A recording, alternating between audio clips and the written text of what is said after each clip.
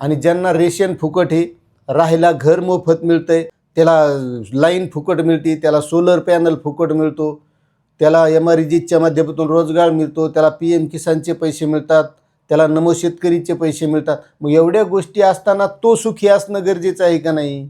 मग ज्याला हे मिळत नाही तो आज सुखी दिसतोय, तुम्ही बघत असतात. जय हरी. शेतकरी मित्रांनो, राज्य सरकारनं जसं सांगितलं होतं की 30 जूनच्या पूर्वी आम्ही कर्जमाफी देणार आणि तशाच प्रमाणे 2 जून रोजी राज्य सरकारनं शासन निर्णय काढला आणि या शासन निर्णयाअंतर्गत या कर्जमाफीच्या प्रक्रियेला सुरुवात झाली. आता 2 जूनच्या त्या शासन निर्णयाचं विश्लेषण बऱ्याच लोकांनी केलं, मीही केलं, आपणही ते ऐकलं. आणि आजही ही प्रक्रिया कशी असणार आहे, कशी राबवली जाते, बँकांना निर्देश दिलेले आहेत, अशी मिळणार आहे, तशी मिळणार आहे, याला मिळणार आहे, त्याला मिळणार आहे, हे सगळा काथ्याकूट झालेला आहे. पण एक लक्षात घ्या, या कर्जमाफीमुळं, तसं तर हिला कर्जमुक्ती नाव दिले, पण आपल्याला शब्द रूढ कर्जमाफी झालेला आहे. मात्र हिला कर्जमुक्तीही म्हणता येत नाही, कारण या माध्यमातून प्रत्येक शेतकरी काही कर्जमुक्त होणार नाही. आणि आजकाल कसं झालं आहे, आपल्याला फक्त कानाला ऐकायला जेवढं गोड मिळेल तेवढंच बरं वाटायला लागतं. अशी मिळणार, तशी मिळणार, असे येणार, बँकांना निर्देश, अशी प्रक्रिया, असा थंब, हे फार गोड वाटतं. पण एक लक्षात घ्या, कधीही आपण चालत असतो हे जुन्या इतिहासावर चालत असतो. आता तुम्ही बघितलं असेल, या अगोदरही कर्जमाफी मिळाल्या, राज्य सरकारतर्फे पीक विमा योजना राबवली जाते, शासनातर्फे वेगवेगळ्या MHDBTच्या माध्यमातून किंवा इतरही योजना राबवल्या जातात. पण आपण जे सध्या चालू आहे का यावर जास्त भर देतो, की या प्रत्येकाला वाटायला लागतं की माझा या कर्जमाफीमध्ये नंबर लागणार आहे, मला असं मिळणार आहे, मला तसं मिळणार आहे, आणि स्वतःचं समाधान करून घेण्यासाठी आपण ते प्रयत्न करत असतो. नुसते या कर्जमाफीच्या बाबतच नाही, अशा कोणत्याही जीवनात आपण वावरत असताना आपल्याला कसं समाधान मिळेल त्याप्रमाणे आपण आपला विचार करत असतो. मात्र शेवटी सरकार ही व्यवस्था आहे आणि ती व्यवस्था त्यांनी जे नियम ठरवलेले आहेत, त्यांनी जे कायदे ठरवले त्या नियमानं, कायद्यानं चालत असतं. आता जसं या कर्जमाफीची घोषणा झालेली आहे तेव्हापासून प्रत्येक व्यक्ती, माझं 2018चं आहे, माझं 2012चं आहे, माझं 2016चं आहे, 2019चं आहे, माझं माफ होईल का, 2022चं माफ होईल का, असं होईल का, आणि माझा या माफीत असा नंबर बसतो, हा त्याच्या निकषाने तो ठरवतो. आणि माझ्यासारखे सांगणारे त्याचं कसं समाधान होईल यासाठी प्रयत्न करत असतात. मात्र सत्य काही वेगळंच असतं, कारण ते सरकार आहे, शेवटी त्यांनी जे ठरवलेलं आहे त्याप्रमाणे देणार आहेत, त्यांना ती व्यवस्था चालवायची आहे. आणि तुम्ही आत्तापर्यंतचा जर इतिहास बघितला तर आपण त्या इतिहासानुसार पुढच्या जीवनात चालत असतो, हे एकदम सत्य आहे. मात्र काय आहे, बऱ्याच लोकांना हे कानाला जेवढं गोड लागतं तेच बरं वाटतं, खरं हे पटत नसतं. त्यामुळं एक लक्षात घ्या, या कर्जमाफीमध्ये जसं राज्य सरकार सांगतं आहे 36,000 कोटी रुपयांची कर्जमाफी 56 लाख शेतकऱ्यांना, बरोबर आहे. मग आता जसं या अगोदरच्या ज्या कर्जमाफ्या दिल्या होत्या त्यामध्ये काही शेतकरी पात्र असूनसुद्धा त्यांना कर्जमाफ्या मिळाल्या नव्हत्या, त्याचा विचार आपण करायलाच पाहिजे. कारण ते पात्र होते, पात्र असूनसुद्धा त्यांना कर्जमाफीचा लाभ मिळाला नाही, काही शेतकऱ्यांना प्रोत्साहन योजनेचा लाभ मिळालेला नाही. बरं, तसंच यासारखी एक आता पीक विमा योजना राबवली जाते. या पीक विमा योजनेच्या माध्यमातून शेतकऱ्यांना जसं शासन निर्णयात दिलेलं आहे त्याप्रमाणे पीक विमा मिळणं गरजेचं आहे का नाही? मग मिळाला आहे का तसा? याचासुद्धा कुठंतरी आपल्याला विचार करावा लागेल. मात्र काय, आपण तात्विक बाबी, पीक कर्जमाफीचं आलं, पीक विमा विसरून गेलो, उद्या दुसरं काहीतरी येणार, पुन्हा हे कर्जमाफीचं विसरून जाणार, हे प्रत्येक वेळेस चालत असतं. कारण शेतकऱ्याचं खरीप, रब्बी खरीप हे प्रकार जसा आहे नैसर्गिक तसाच आहे, आणि हे विसरून जातो माणूस. मग त्या पीक विम्याचासुद्धा विचार करावा लागेल की आपलं नुकसान झालं होतं आणि आपल्याला तर पीक विमा मिळाला नाही.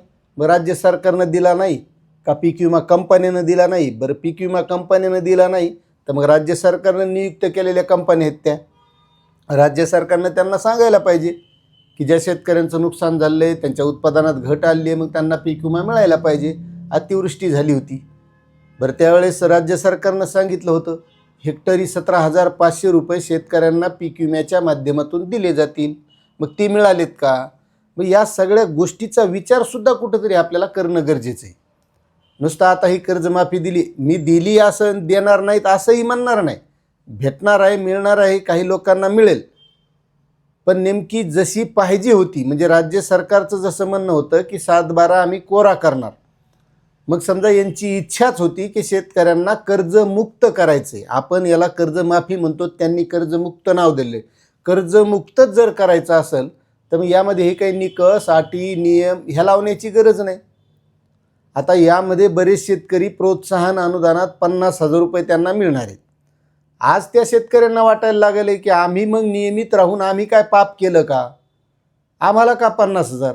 आणि बरेच शेतकरी असे आहेत की ते भरू शकतात, मात्र त्यांनी भरलेले नाहीत आणि त्यांना 2 लाखाचा लाभ मिळेल. मग जे छोटे छोटे शेतकरी असतात ते आपलं इमानदारीनं कर्ज भरत असतात, नियमित राहत असतात, मग त्यांना यामध्ये फक्त 50,000 रुपयेच का. मग त्यामुळे ही जी कर्जमाफी यामध्ये माझ्या विचारानं हे सरसकट असणं गरजेचं आहे. म्हणजे ज्यांनी कर्ज भरलं नाही, भरण्याची पात्रता असूनसुद्धा त्यांना 2 लाख रुपयाचा लाभ, आणि जे नियमित आहेत ते छोटे शेतकरी आहेत त्यांना 50,000. म्हणजे त्यांनी व्यवस्थित राहून त्यांचा काय लाभ व्हायला याच्यात, म्हणजे पुढं मानसिकता काय तयार होणार. त्यांनाही उद्या वाटणार की यार हे असे निवडणुका आले की अशा कर्जमाफीच्या घोषणा होतात आणि मग हे पैसे भरण्याची गरज नाही, अशीच मानसिकता तयार होईल का नाही. त्यामुळं या पीक विमा असेल, महाडीबीटीच्या योजना असेल, जर खरंच सरकारच्या मनात असेल की शेतकऱ्यांचं भलंच करायचं, शेतकऱ्यांचं चांगलंच करायचं आहे, उगं माझ्यासारख्यानं सांगितलं हे असं सरकार देणार, तसं सरकार देणार, असा अंगठा लावा मग असे पैसे खाते येणार, हे माझ्यासारख्यानं सांगितल्यानं होणार नाही. ते व्यवस्था ठरवत असते आणि याचासुद्धा कुठंतरी आपल्याला विचार करण्याची गरज आहे. आणि या सगळ्या गोष्टी जरी झाल्या तरी शेतकऱ्यांचे प्रश्न हे सुटणार नाहीत. त्यामध्ये महत्त्वाचं सांगतो तुम्हाला, जरी ही कर्जमाफीची योजना 2 लाख रुपयाचं कर्ज माफ केलं म्हणून प्रश्न सगळे सुटणार आहेत असंही होणार नाही. शेतकऱ्यांना पीक विमा पूर्ण द्याला, जे नुकसान झालं आहे त्याप्रमाणे, तरी शेतकऱ्यांचे प्रश्न सुटणार नाहीत. जे महाडीबीटीचे अनुदान आहेत ते जरी दिले तरीही प्रश्न सुटणार नाहीत. मग हे प्रश्न सुटणार कसे, तर शेतकरी मित्रांनो यामध्ये महत्त्वाची गोष्ट आहे की शेतकरी जो आपल्या शेतामध्ये मेहनत करतो, एक लक्षात घ्या, आपल्या या सामाजिक जीवनात वावरत असताना तुम्ही पाहत असताल, आपण जर मेहनतीनं कष्टानं कमवलेलं असलं का तर ते आपण जपून खात असतो किंवा जपून ठेवत असतो. आणि जर असंच कोणीतरी आबळक आपल्याला काहीतरी गोष्टी दिल्या, समजा आता उन्हाळा झाला, काही पाहुण्यारावण्यांना आपल्याला भळकळं आंबे दिलेले मोठे पोतं 2 पोते आणून, आपण ते तेवढ्या काळजीनं खात नाहीत, अर्धा खायचा, आंबट लागला फेकून द्यायचा. पण तेच विकत आणलेले असले तर आपण त्याला व्यवस्थित खातो, बरोबर आहे. म्हणजे कष्टानं मिळवलेलं आपण जपून ठेवत असतो. मग तसं शेतकरी ज्या शेतामध्ये राबतो, कष्ट करतो, त्या शेतकऱ्याच्या शेतीमालाला त्याच्या उत्पादनाच्या 50% नफ्यावर जोपर्यंत भाव मिळत नाही ना, तोपर्यंत त्याच्या जीवनामध्ये या सगळ्या गोष्टी चांगल्या घडणार नाही, असं माझं मत आहे. आता तुम्हाला सांगतो, आपण जर शेतामध्ये जे कष्ट करतो त्या शेतमालाला चांगला भाव मिळाला तर शेतकरी आणखी मेहनत करेल का नाही. कारण भाव त्याच्या हातात नाही आज, त्याला त्याचे स्वप्न पूर्ण होताना दिसत नाहीत आणि मग त्याला या अशा योजनांच्या अपेक्षा लागल्यात. कर्जमाफी मिळेल, नमो शेतकरीचे येतील, PM किसानचे येतील, लाडके बहीणचे येतील, आणि सगळी त्यामुळंच ही खरी अधोगती व्हायला लागली असं मला वाटतं आहे बरं का. यावर काही लोकांना पटल नाही पटल तो भाग वेगळा, पण असं माझं मत आहे की शेतकऱ्यांच्या शेतीमालाला जोपर्यंत चांगला भाव मिळत नाही तोपर्यंत शेतकऱ्याच्या जीवनात चांगले दिवस येणार नाहीत. कारण या योजना कितीही राबवल्या तरी शेवटी जे कष्टाचं असतं का, तुम्ही समाजात पाहत असताल, बरेच लोक मेहनतीनं कष्टानं जपून चांगले बनलेले आणि ते एकदम मजेत आहेत. आणि ज्यांना रेशन फुकट आहे, राहायला घर मोफत मिळतं आहे, म्हणजे घरकुल योजनेतून त्याला लाईन फुकट मिळते, त्याला सोलर पॅनल फुकट मिळतो, त्याला MRGच्या माध्यमातून रोजगार मिळतो, त्याला PM किसानचे पैसे मिळतात, त्याला नमो शेतकरीचे पैसे मिळतात. मग एवढ्या गोष्टी असताना तो सुखी असणं गरजेचं आहे का नाही, बरोबर आहे का नाही. मग ज्याला हे मिळत नाही तो आज सुखी दिसतोय, तुम्ही बघत असतात. तुम्हाला जर नक्कीच या गोष्टी पटत असतील तर तुम्ही आणखी शेतकऱ्यांना ह्या गोष्टी शेअर करा. चॅनलवर नवीन असाल तर सबस्क्राईब करा, व्हिडिओला लाईक करा, आणि याबद्दल तुम्हाला पुन्हा काय वाटतंय हे नक्कीच कमेंट करा. जय जवान, जय किसान.